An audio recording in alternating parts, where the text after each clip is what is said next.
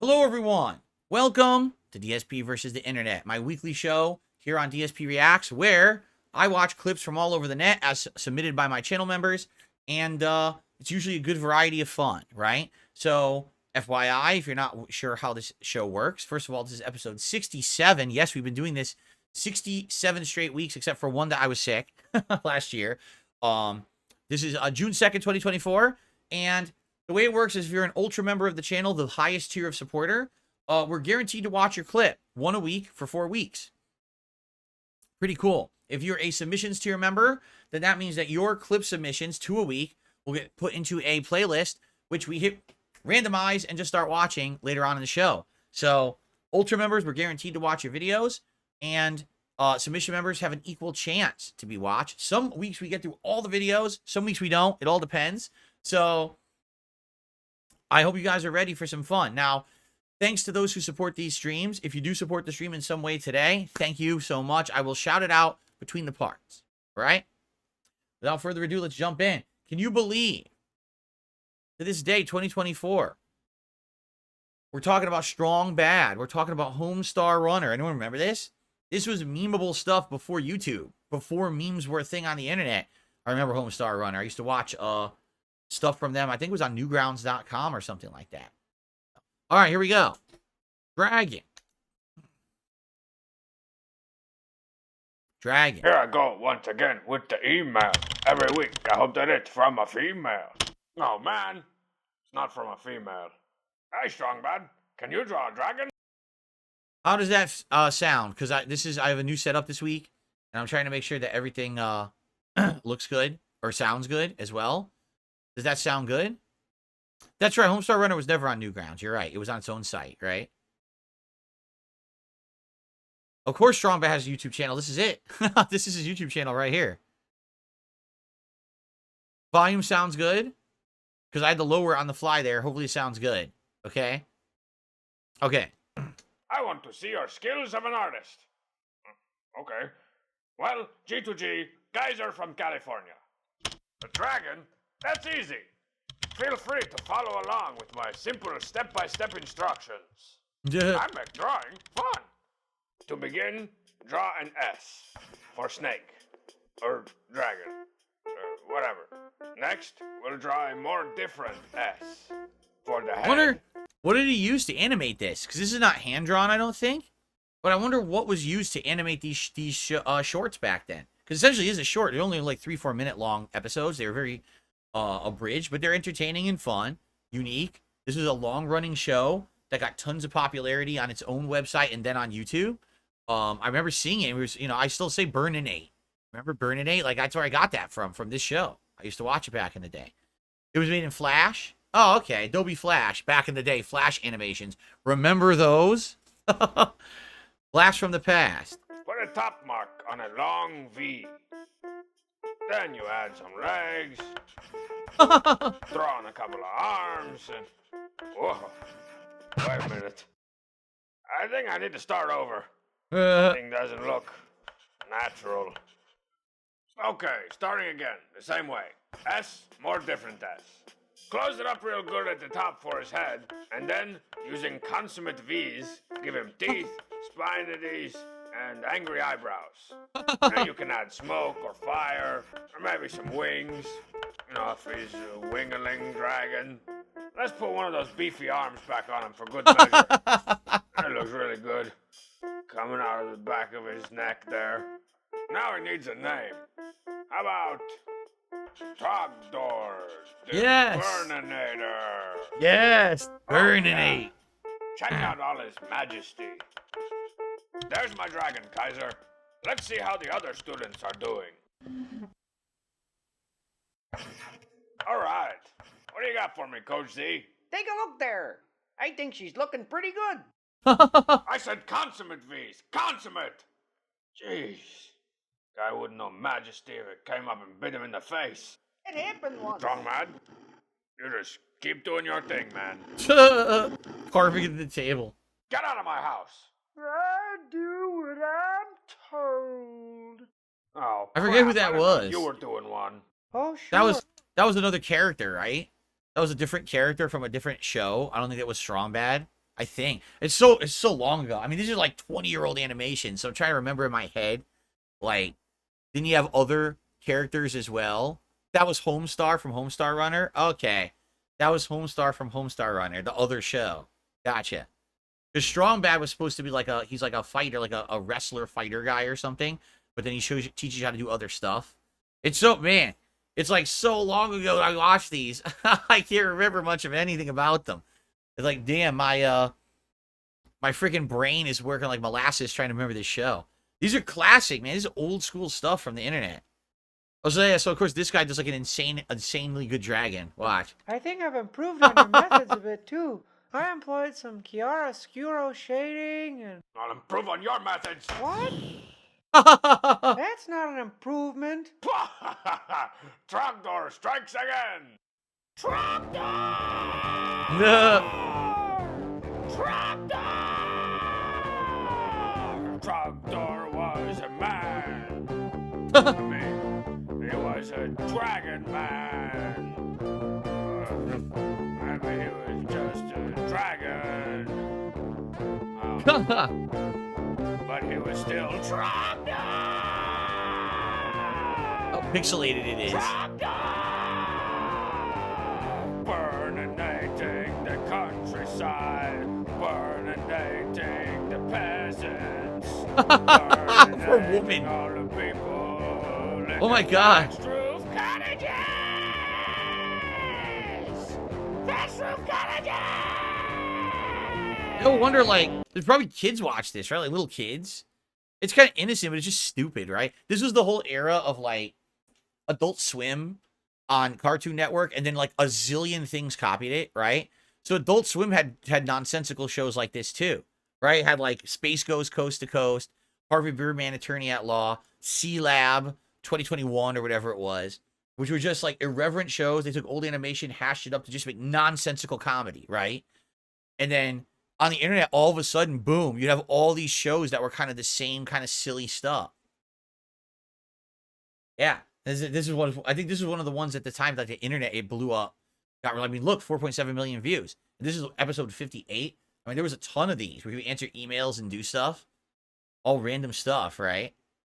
All right. And the Trogdor comes in the night!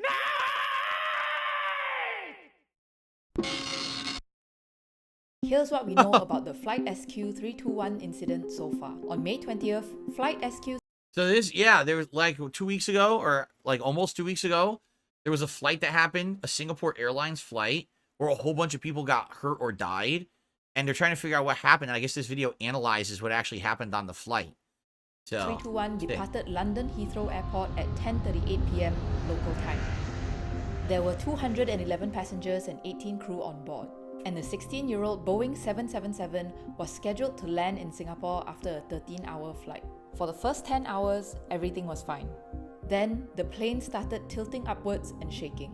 I started bracing for what was happening, a 28-year-old Malaysian passenger told Reuters. He had his seatbelt on, but many others did not. Just a few seconds later, SQ321 suddenly dropped in the sky.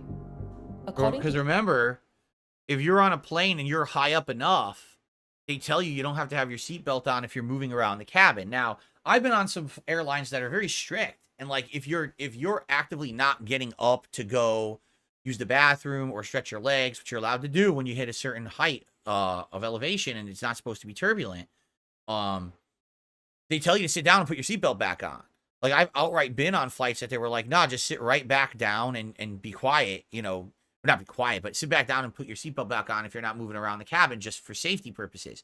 But a lot of the times, when you're up at that high elevation, everyone relaxes and takes their seatbelt off.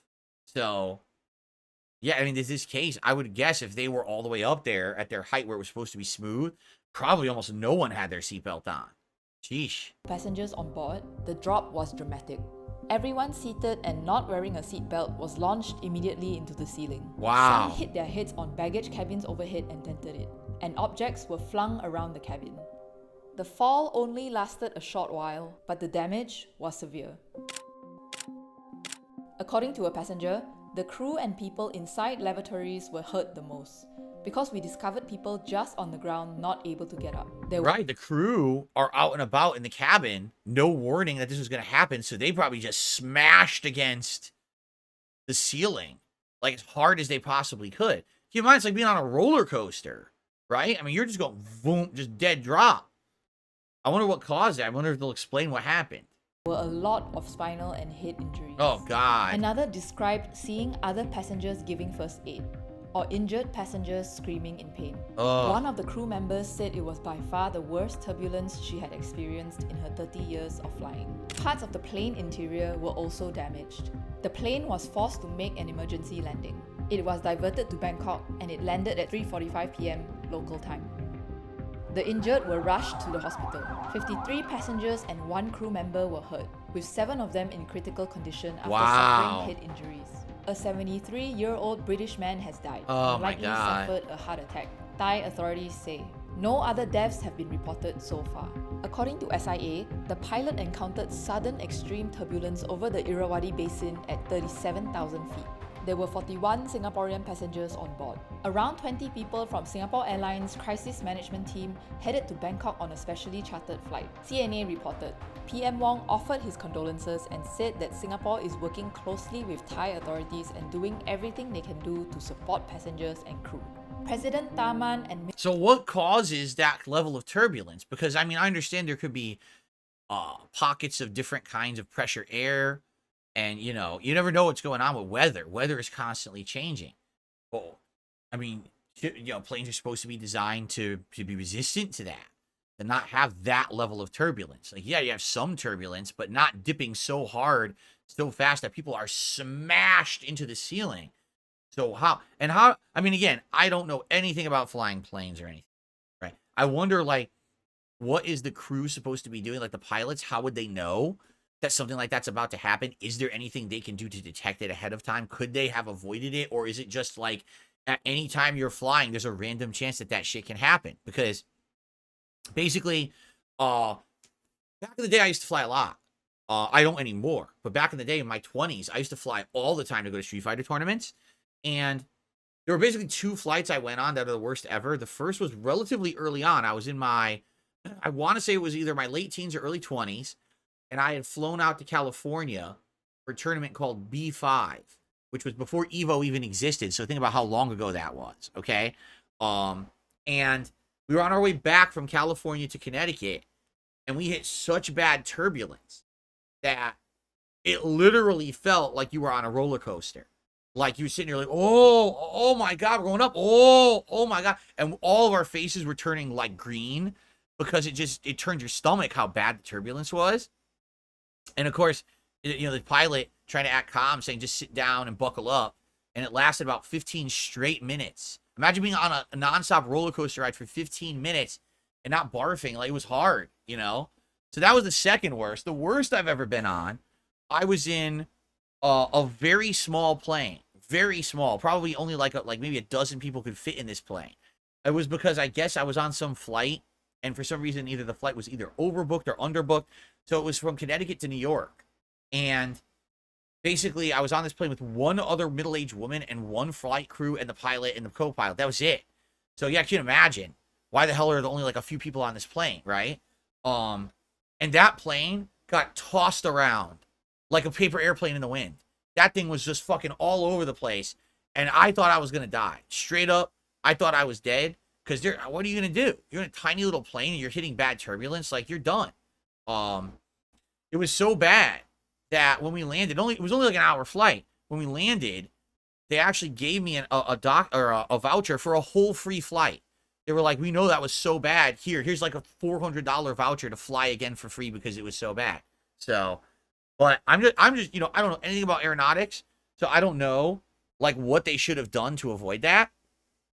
Wind shear. Let's see here. It has to do with the air catching the wings of the plane. See, I wonder, planes are designed to withstand that level of turbulence. Yeah, I wonder, what are you supposed to do if you're like a pilot and you're hitting that turbulence? Like, technically, did the crew do anything wrong there? Or is it just any time that you're flying, you just have a set chance that you could just get destroyed? And that's messed up to think about it, right? Now, of course, they say that flying is actually safer than driving a car, but sadly, these people were like the one outlier to be affected, right? And that's very sad. And the man that lost his life, that's so unfortunate and so sad. I mean, what happened, you know? Minister for Transport Chi Hong Tat have also offered their condolences. US aircraft manufacturer Boeing said that it is in contact with SIA regarding flight SQ321. The Transport Safety Investigation Bureau of Singapore's Ministry of Transport said it is investigating the SQ321. Oh, that's it. This video is from when they were still investigating, so we don't have any determination. I wonder if they actually came to a determination or if it's still under investigation, right? All right. Let's see what's next. About 2 or 3 years ago, I labeled Dubai the influencer dystopia. And to be honest, it's never been more true. The other day, I was browsing Twitter and I stumbled upon a viral tweet. The video featured a woman hyping up Dubai, or the UAE, and compared it to living in somewhere like LA in the US. This is why I chose to live in Dubai and not in LA. It's no longer the American dream, it's the Dubai dream. You see, Dubai is a fool's paradise. It appeals to midwits and attracts corruption. In fact, there are very few redeeming qualities that I could think of about Dubai once you understand how the country came to be and what is under this the guy? surface. He is his Phillian. 1.3 million views from 8 months ago. Okay. So in response to the video, the quote tweet says, "I couldn't imagine anywhere I want to live less than Dubai." Which got me thinking, because I agreed. And this tweet went so viral, it has been seen nearly 20 million times with over 60,000 likes. Why? Not only are we going to dissect this video, we're going to find out why Dubai is actually hell on earth. The history of Dubai can be How long is this? 13 minutes? All right. We'll see how far we get. Hopefully it's not boring. Up into 3 main parts. Dubai started as a small fishing village with nothing really important going on. But over time, they became rather established in the pearling trade, which attracted the attention of the British. But Dubai wasn't alone, and there were a bunch of other emirates that came together and signed a treaty with the British, known as Trucial States. But everything changed in 1966 when they discovered oil. They quite literally dug up the infinite money glitch, and by 1969 they were exporting oil. This led to absolutely insane economic growth, and by 1971 Dubai joined forces with other emirates, which created the UAE, or United Arab Emirates. By 1985 they decided to dump billions of dollars into making Dubai one of the craziest tourist destinations in the entire world. But why would they do this? The entirety of the Middle East relies on oil as their main source of revenue. Yes, the money pit seems endless. However, there is one glaring problem: diversification. Simply relying on oil, or one resource for that matter, can cause major problems for a nation. So they turn to, drum roll please, tourism, which is exactly why Dubai looks the way it does. The Burj Khalifa, or the tallest building in the world, serves no purpose other than one giant dick measuring contest. It is quite literally a giant penis in the sky. Supposedly, it can accommodate up to 35,000 people, which is funny because there's no sewage system connected to the building. To my understanding, the UAE is actually dumping money into creating a sewer system for Dubai. However, it doesn't exist for the Burj Khalifa, which is why you may or may not have heard of Dubai's infamous poop trucks. Here's all the poop trucks all lined up. How much, Mark? 10,000 gallons each. The lineup starts here. It goes around the corner.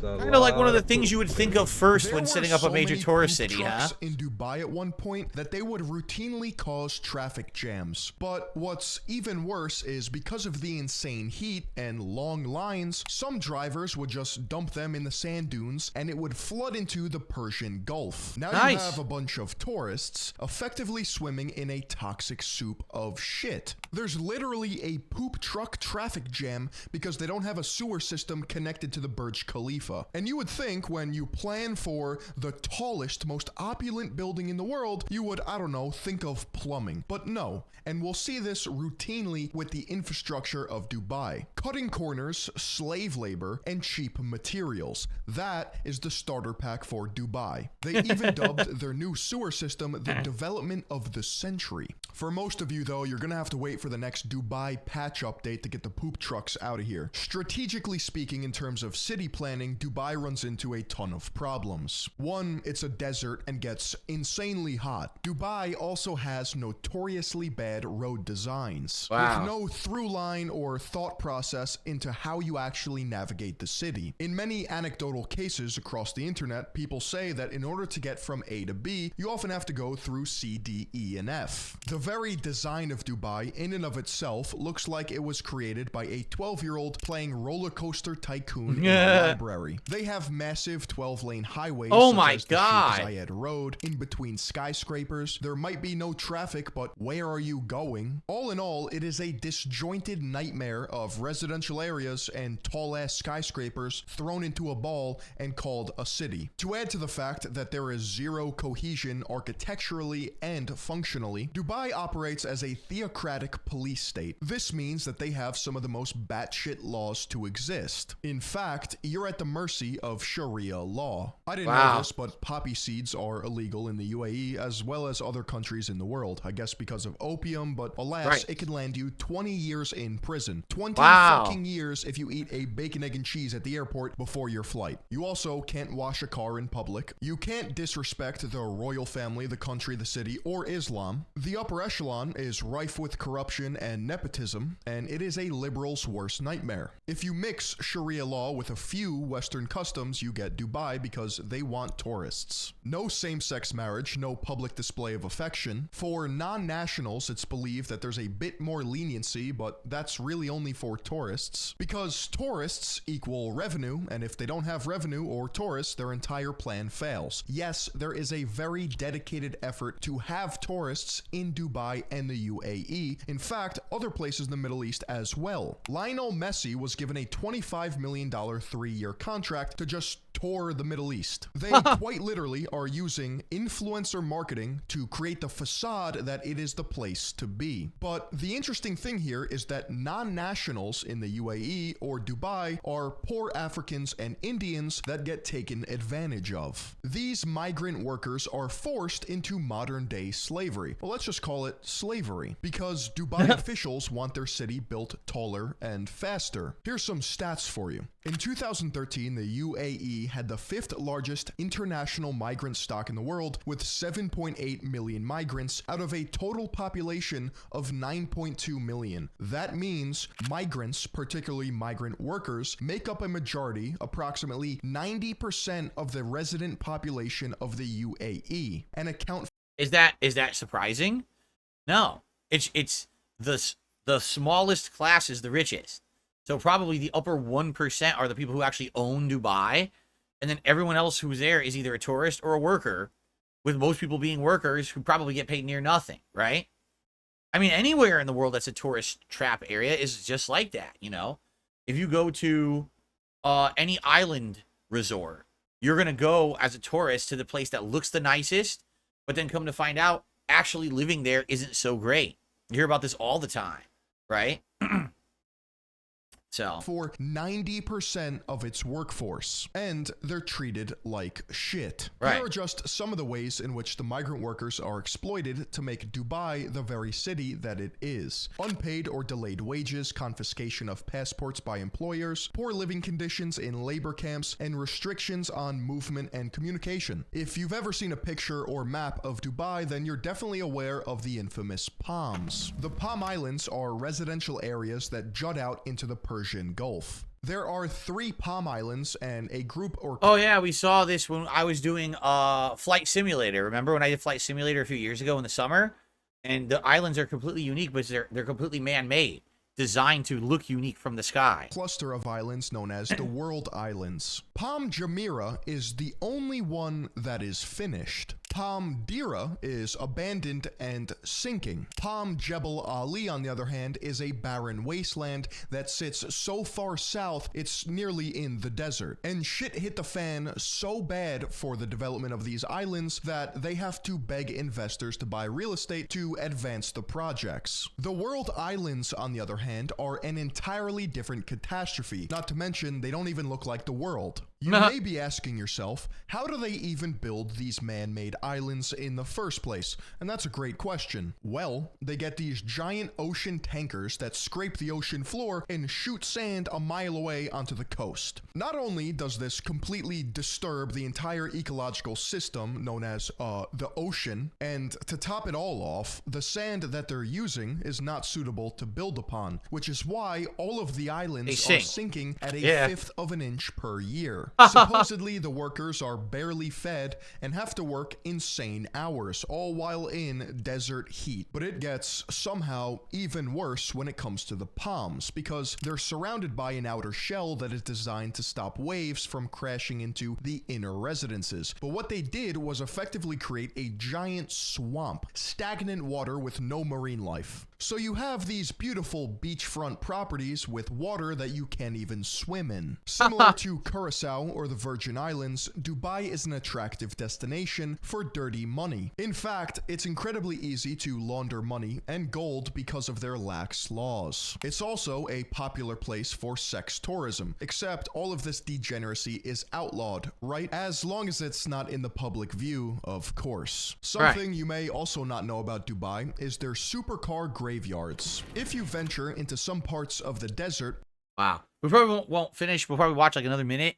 But yeah, it's basically it's a fake city built by rich people because they want to have a secondary source of income. They're ultra rich from oil that was in the ground. Is it hard work that earned them what they got? No, they dug down and found oil under their feet. Oh, now we're rich. Wow. Gee, I wonder why they don't know how to run a city. Right? You may find Ferraris, Lamborghinis, Porsches, Bentleys just lying around collecting dust and sand. There's quite literally thousands of abandoned supercars because no one in this place is financially stable besides the elite. These cars are obviously just impulsive purchases. The maintenance on these cars are absurd, and they probably don't have the mechanical industry to service these cars in the first place. So it's easier and cheaper just to let them rot. Dubai is also an extremely popular place for glitzy billionaires and millionaires because there's no tax whatsoever. Wow. If you thought it couldn't get even more dystopian, they even have a Ministry of Happiness. By far the darkest topic when it comes to talking about Dubai, and easily my favorite, is their social media astroturfing. For those of you who don't know what astroturfing is, it's defined as the deceptive practice of presenting an orchestrated marketing or public relations campaign in the guise of unsolicited comments from members of the public. So it's all fake. I chose to live in Dubai and not in LA. It's no longer the American dream, it's the Dubai dream. Let me give you a simple example. In US, you could pay up to 37% taxes, when in Dubai, it's absolutely nothing. You see, if you want to be an influencer in Dubai, you need an influencer license. And along with that license comes some small print. You have to talk highly of Dubai. You cannot criticize it. In Dubai, there is even an official Ministry of Happiness. That's why there is no homeless on the streets and you always feel safe and secure. While in LA, I have to think twice when I'm wearing my Cartier outside or even go for a walk at night as a woman. The reason why there's no homelessness in Dubai is because it is illegal to be homeless in Dubai. Oh, go figure. Check this out. There are very few homeless people living in Dubai. This is not due to the fact that Dubai figured out a magic formula to get all of its homeless people off the streets. No. The reason there are so few homeless people in Dubai is because the local law does not permit homeless people to continue living in Dubai, provided they are non-nationals. There are a couple of things you need to know about Dubai's notorious immigration laws. 1, 90% of Dubai's population consists of non-nationals or immigrants. Nationals make up only 10% 10% of the population. Again, 90% of the population in Dubai are non-nationals. Number 2, according to the immigration laws, if you are a member of the city's 90% non-national population, you'll need to legitimize your continued residency in the city by applying to renew your visa every 2 to 3 years. It is then up to the immigration officials to accept or reject your visa renewal. Being homeless is definitely one of the quickest ways to get rejected. If you are rejected, you will legally have to leave the city within 30 days. Hence, very few homeless people live in Dubai. Let's keep going. Finally, for a city I guess well, we're at the very end. But you know, it's what it is. You know, they outlawed the things that that would make them look like a blight on the city. So you just get right in jail or thrown the fuck out, right? So there you go. which is only 50 years old, Dubai made the standards so high, especially in real estate. It has banned the rules of architecture with the world record buildings. No, they've bent the rules of building code, and that's about it. Fucking anywhere but Dubai, holy shit. That right there is exactly what I'm talking about by a coordinated effort by the UAE to astroturf their entire country and or city. They are consciously targeting influencers to talk highly of their city. In fact, it is illegal to talk against it. Most recently, there were dozens of fake accounts promoting UAE ministers. There's also definitely a chance you've seen influencers in Dubai showing off how beautiful the beaches are and how sick the views are. Look how tall the buildings are. It's the best place to live. There is an entire market of Instagram models being flown out to Dubai to party on yachts and drift away in the sands. Right, and they're making so much money. They're gonna do it. They're gonna take the paycheck, right, to do it. That's kind of interesting. Well, see, the thing is, you hear about Dubai. We've heard about it from time to time, and I knew about it from when we actually did the flight simulator, but I didn't know the realities of the city. So that was fascinating, right? Okay. All right. Well, thanks everyone for watching DSP versus the Internet, episode 67. Part 1 done. We'll continue on with more Ultra member submissions in the next part. Thanks for watching. If you want to become a member, you will be able to submit clips for next week's show. All right, think about it. Thanks, and see you in the next part.